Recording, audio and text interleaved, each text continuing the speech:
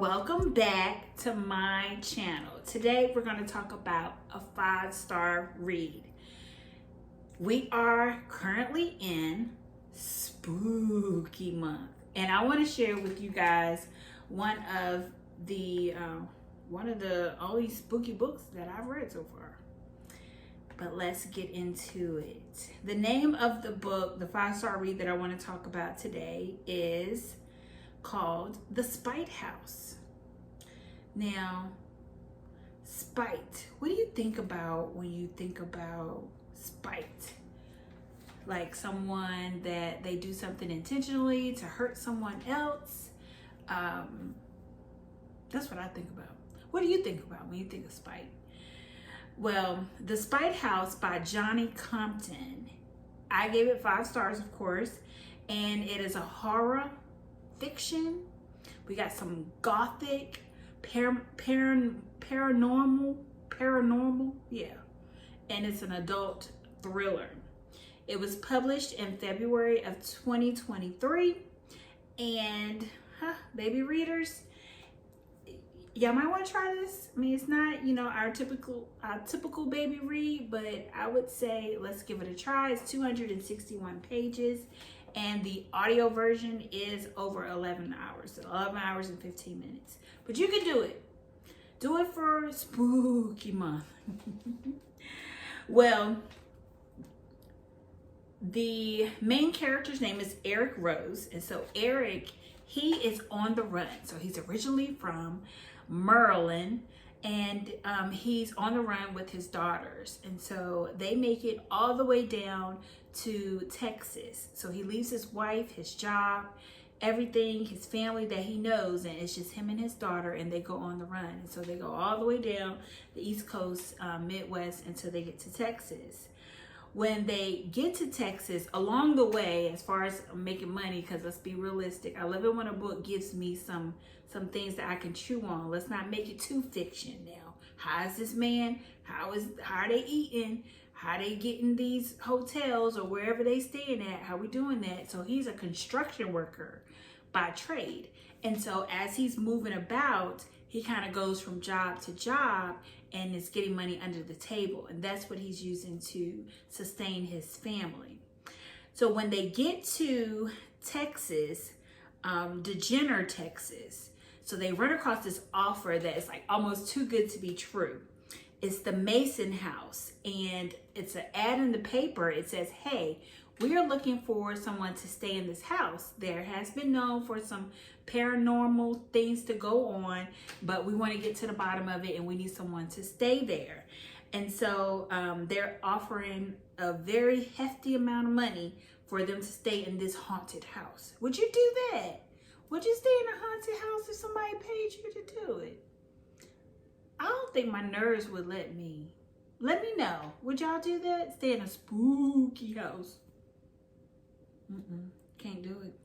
Well, so the owner is looking for proof that there is paranormal activity. So apparently someone else was staying in the house and they going crazy.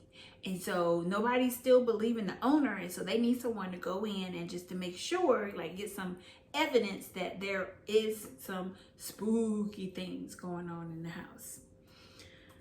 So all they have to do is just stay in the house and keep very good detail as to what's happening, how it's happening, and I guess take pictures and stuff. I don't remember if they took pictures and stuff, but I remember how you gonna have proof and you don't have pictures and stuff. So Eric, he is trying to call the job and get the job, and all of a sudden, like, he does get the job, and he's surprised because I guess Eric and his daughter, they black, and the people that have to do with the house, they are not black. And so I guess he was like, this is a good break. So the story is really about, to me, the underlining is grief. It's grief.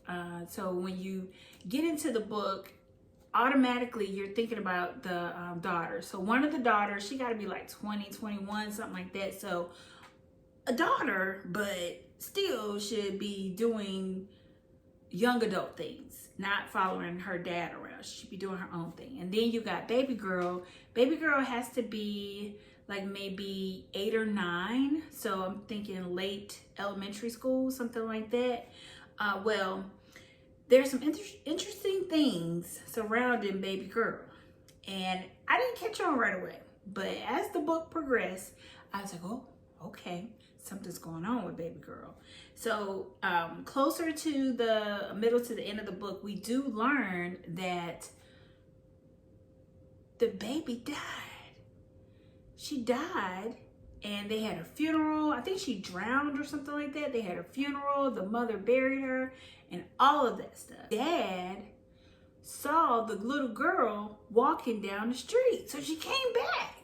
And so the dad, he was like, I guess stuck between a rock and a hard place. It's like, okay, my daughter was dead. Everybody in the town knows, in the city knows that she, well, I guess not everybody, maybe it was the town, knows that she's dead, but now she's back. And he didn't want the attention that she would have gotten, you know, the medical attention and all that stuff. So he decided to go on a run and take his daughter and just kind of like just start over. Don't even tell the mama that the baby is back. Man, but this is one of the first books that I've read with a male main character. And so that's what really kept me intrigued, because I wanted to know, how you gonna do this, bruh? How you gonna work this out? What's gonna happen? But Eric Ross, he gets the Father's Day award because he really stepped up and almost did the unimaginable for his daughters, to save his daughters. And so when we think about the book, you also have to think about the older daughter. And so she's in her 20s and she should be in college right now, but now she's like trying to help her dad out. And so there are so I would definitely recommend this book. It's a lot to unpack, a lot of different perspectives to sift through. But as a challenge, baby readers, I want to challenge you and check my man's out. Johnny Compton. He has a thriller out here for us for spooky season, and I really think you should check it out. If you've made it this far in this video, don't forget to like this video, subscribe to this channel, and share this content with another fellow baby reader. And until next time,